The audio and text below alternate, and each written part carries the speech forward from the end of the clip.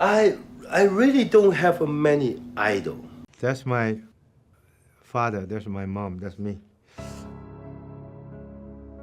جاكي چان كنتات نقطامتاتن نخቆጻጸርኩም ዕዱላይ ትፍቀዱ ዝብል መትከል ዘለዎ ሰብ እዩ እዚ ባህላዚ ብወረጥ ራይ ዘይኮነስ ብተግባሩን ዘራየ ኮይኑ እዩ ካብ ንሽተይ ዓዲ ተበጊሱ ንዓለም ተቆጻጽርዋ ዝርከብ ናይ አክሽን ፊልምታት ክልዓሉን ከለው ቅድሚ ኩሉ ስሙ ጥቃስ ጃኪ ቻን እዩ ተዋሳኣይ ጥራይ ዘይኮነስ ተዋጽሉ ብሉጽ ዳይሬክተር እዩ ካብዛ ሓሊፉ ማርሻል አርት ተኻብ ኩሉ ንላዕሊ ዝፍለጠሉ ሞዩ እዩ ኣብ ናይ ሎማዓንቲ መደብ ሒዘልኩም ዝመጻኹ ድማ ብዛዕባ ናይ ጃኪ ቻን ባሽሓት ዝቁጸሩ ፊልምታቱ ጥራይ ዘይኮነስ ድሕሪ ካሜራ ዘሎ ጃኪ ቻን ብዛዕባ ተዘደንቕ ናብሩን ዘይተነግሩ ሚስጥራቱን ከቕርበልኩም እየ ላይክን ሸርን ብምግባር ሓቢርኩም ንጽንሑ ጃኪ ቻን መበቆሉ ካብ ደቡብ ምዕራብ ቻይና ክኸውን እንከሎ ብ1954 ኣብ ሆንኮንግ ከተማ ተወልደ ሰብ እዩ ፈለማ ወለዱ ዘውጽኡሉ ስም ኮንግ ሳንግ ቻን ዋላ እኳ እንተኾነ ሕጂ ግና እዚ ስም ዝፈልጦ ሰብ የለን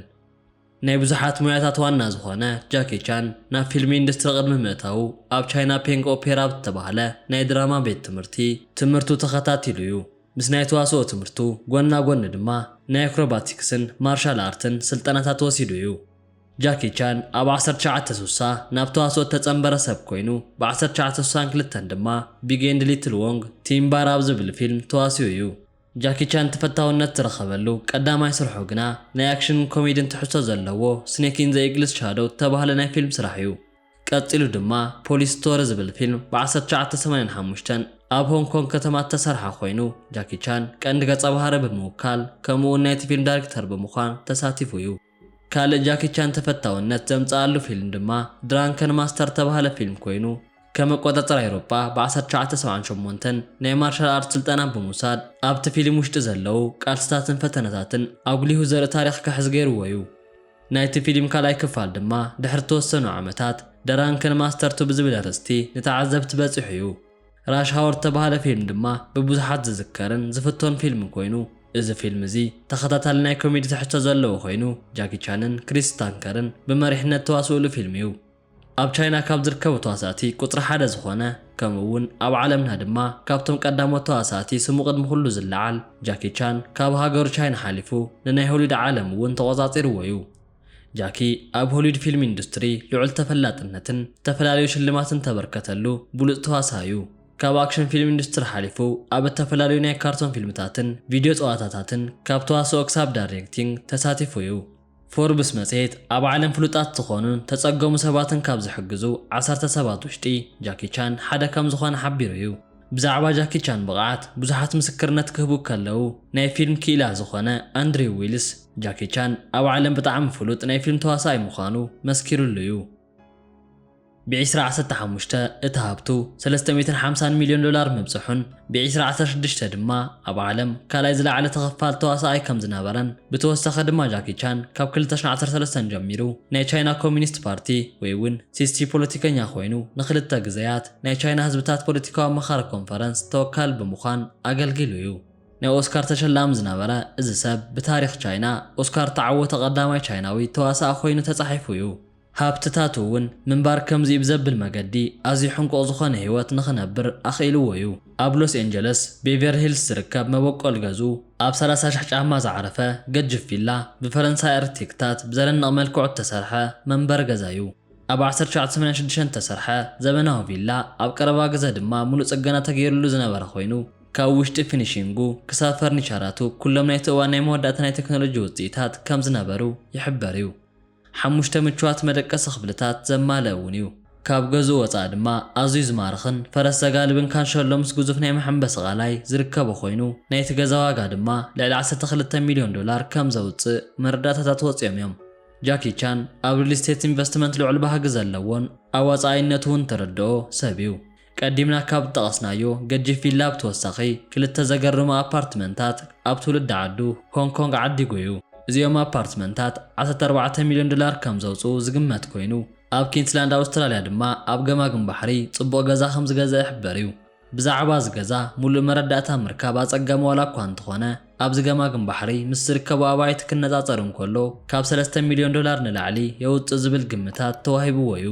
إذا بعلمنا كابتم زلعلة تخفلت تواساتي حدا زخونة جاكي چان أب التفلاليني عالم كفلتات كالوت فيلاتاتن أبارتمنتاتن كم زلوا ونقلزيو إذا فلوت تواساي جاكي چان أب ماكينا غاراج بزحات تفتوتن متشواتن مكاين زلوا سبيو بزن كبارات مكاينو كشاراشرن كله ببزحت ترايا خوينو $40,000 زواغا ميتسوبشي $50,000 تشمتت ميتسوبشي باچيرو $80,000 زغزا ميتسوبشي لانسر $330,000 تخفللا بنتلي موسلين كمون $350,000 فسس تقبرلا لامبرغيني ماكينا أب جاكي چان ماكينا غزا كاب زركبا مكاين توسناين كابتن كبارات حانت دما لامبرغيني أبنتادور تصرحيتيا إذا ماكينا أب عالم كاب زلو أزدين بلوصات كلطافة زلون ناي موداتاني أوتوموتيف إندستري وزيتات ماكلت تسرع ماكينايا نزا ماكينا نمعداق دما جاكي چان $450,000 وصا كيرويو اتزاقرم نگر دما أب جاكي چان مكاين بخبر باليزات تركب ماكينا إذا لامبرغيني زيكونتس ناتو خبرت ماكينا بقوات فيرون مخانايو إذا زادن ديزاين زلوها ماكينا أبزو عالة تقولو أنا ترايك دم مغتبل ناي كل عينة تسحب عينة ماكينايا كلطافا أب ساعات 353 مايل ويدما 407 كيلومتر نلعلك خونن كله معدق واقع دما أزدي مسنبديو صففت تغيرات تسرحت بوغات فيرون نمعداق $1,900,000 يحتتيو ناي جاكي چان ناي حنقا غهيوت بصبوغات فيلاتاتون بزدن نغمة كاين من تراي تقدب يكونن أب بحر كم زدليون مزنقاع زخونو جلابوون عدقويو اتحاده ب2019 زعدقون 252 ጫማ ዝንውሓቱ ገጅፍ ጃልባ ኮይኑ ኣብ ዓለምና ብሉጽ ተገይሩ ተሰርሐ ጀልባ እዩ ኣብ ሰዓት 30 ማይል ትጓዓዝ ጀልባ ኮይና ን6 ጋይሽ ዝኸውን ሕንቁቕ መዕረፊ መግቢ መብሰልን ዝሓዘት ጀልባ እያ ጃኪ ነዛ ናይ ባሕር ንግስትን ምዕዳግ $30 ሚልዮን ዝኸፈለ ኮይኑ ካልእ ሩይንግ 195 ተባህለት ዘመናዊ ናይ ባሕር ጀልባ እውን ዓዲጉ እዩ እዛ ጀልባ ብዓቐን ካብ ተቐዳሚት ዝነኣሰት ወላ እኳ እንትኾነት ናይ ሕንቃ ልክዕ ተባህሉ ነገራት ብምሉእ ግና ዝወነነት ጀልባ እያ ዋጋ እውን $20 ሚልዮን ከም ዝኸውን መረዳእታታት ወፅዮም እዮም ኣብ ዓለምና እቲ ተፈታውን ተፈላጥን ዝኾነ ጃኪ ቻን ብመራኽን ክቡራትን ሰዓት እውን ዝፍለጥ ሰብ እዩ ከም ባርያ ሰሪሑ ከም ንጉስ ዝነብር ጃኪ ዓለመለነ ትብሎም ክቡራት ነገራት ኣብ ኢዱ ዝሓዘ ጀግና ሰብ እዩ ካብ ናይ ጃኪ ብዙሓት ሰዓታት ውሽጢ ፍርቂ $1 ሚልዮን ዝወጾ ሪቻርድ ማይል አርኤም $640,000 ተገዘ ሪቻርድ ማይል አርኤም 056 ናብነት ጥራይ ካብቶም ብዙሓት ተወሰኑ እዮም ጃኪ በዓለም 5 ጥራይ ተሰርሓ ሪቻርድ ማይል አርኤም 5602 ሳፋየር ትሮብሊን ሰዓት ወናን ኮይኑ ናይዚ ሰዓት ዋጋ $2 ሚልዮን ከም ዝኾነ ይሕበር እዩ ገንዘብ እንተሃልዩ ኣብ ሰማይ መገደሎ ከም ዝበሃል እቲ ትጃር ተዋሳይ ናይ ምድሪ ምዝንግዑ ኣብ ኣየሩን ቀጻሊ እዩ ካብ ሆንግ ኮንግ ዝመላለስ ትኬት ቆሪጡን ተሰሪዑን ዘይኮነስ በዞም ሕንቃቓ ዝመልኦም ናይ ብሕቱ ነፈርቲ እየን ካብዚኦም ናይ ብሕቱ ነፈርቲ እቲ ሓደ ሌጋስ 500 ተባህለ ክልተ ኢንጂን ዘለዎ ጀት ኮይኑ እዚ ዘበናዊ ናይ ብሕቲ ጀት 563 ማይል ወይ ድማ 900 ኪሎሜትር ኣብ ሰዓት ዝጓዓዝ ጀት እዩ እዚ ድማ ኣብ ዓለም ካብ ዘለው ኣዝዮም ቁልጥፋት ጀታት ሓደ ኮይኑ እዩ ጃኪ ካብ ሃገረ ቻይና ነዚ ብሉጽ ጀት ናይ ውልቁ ዝገበረ ቀዳማይ ውልቀ ሰብ ኮይኑ እዩ እዚ ጀት ቅድሚ 8 ዓመታት ብ2012 ክሳብ $20 ሚልዮን ሽየጥ ጀት እዩ ጃኪ ቻን እዚ ናይ ሕንቃቕ መለክዕ ዝኾነ ህይወት ዝነብር ካብ ፊልምታቱ ብዝረኽቦ ኣታዊ ጥራይ ኣይኮነን እዚ ውፅኢታዊ ተዋሳኣይ ኣብ ስራሕ ፈጠሩ እውን ኣዝዩ ብሉጽ ከም ዝኾነ ይዘረበሉ እዩ ካብ ሱሺ ሬስቶራንት ክሳብ ናይ ገዛእ ርእሱ ናይ ክዳውንቲ ብራንድ ኣብ ብዙሓት ስራሕቲ ተዋፊሩ እዩ